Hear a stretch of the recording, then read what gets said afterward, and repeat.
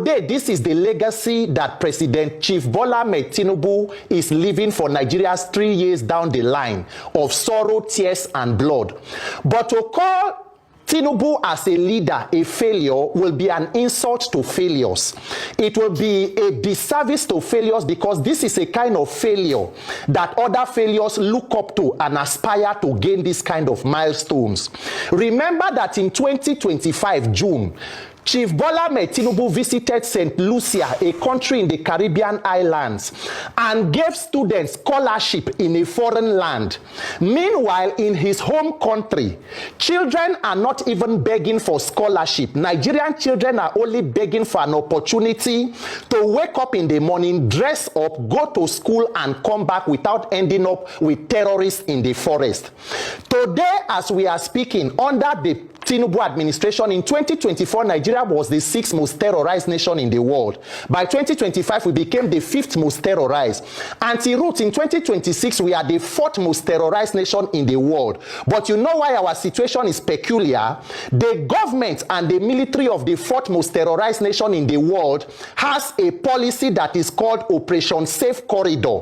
Under that policy, government gets terrorists that have killed children, mothers, fathers, including military officers, organizes a ceremony for them, gives them a shoebi to wear, and say they have sworn to a holy book and they have now been repented. So the government commits taxpayer money to rehabilitate non-terrorists, while the victims of their mayhem and their anguish are still in internally displaced persons camp, and some with the terrorists in the bush. Nigeria has more than 18 million out of school children. Today, schools are still shutting down because we have made a multinational enterprise out of insecurity. And it will not end for as long as government seems to be complicit in what is going on. Let me make it clear, that every government is more powerful than whatever criminals or criminal gang that operates around its territory. Whenever you see a government that seems to be helpless in the face of criminality, one thing is sure: such governments are complicit in the criminality. Once you are able as a government to detach yourself from the criminal network and you go forcefully against the criminals, you will not only crush them, you will protect your people. Nigeria is going around in a circle because we are yet to figure out the political wing of terrorism and insecurity. If we fail to end that political wing, the one in the bush will only continue to fester. I have stated it maybe even on this program, on this network. A governor who is an APC governor in Kebbi State came out in the open and made a statement. He said before there was an attack on the government girls secondary school in Maga in Kebbi State, we had intelligence. We deployed law enforcement, including military. They reported to the school. They took pictures with the students and the teachers and were there. Few hours before the attack, somebody gave an order for them to be withdrawn. They left and people came in and took children and killed the vice principal. The governor is asking the commander-in-chief who ordered troops out of that school. Till date, nobody has been able to answer. And then we go ahead and we say that the children were discovered. Ransom was paid. People have benefited. So when you continue to pamper terrorists, a country that is more concerned about taking care of repentant terrorists than protecting its own children. So under this administration, people who are supposed to be leaders of tomorrow are in the forest with terrorists, while the leaders themselves are feasting and preparing for the election. So you will continue to see these shenanigans because we have built a system that rewards criminality and corruption. People are in DSS detention today for making a tweet about government. Somebody was detained, Justice Crack, he's still in court today for saying military officers should be fed properly.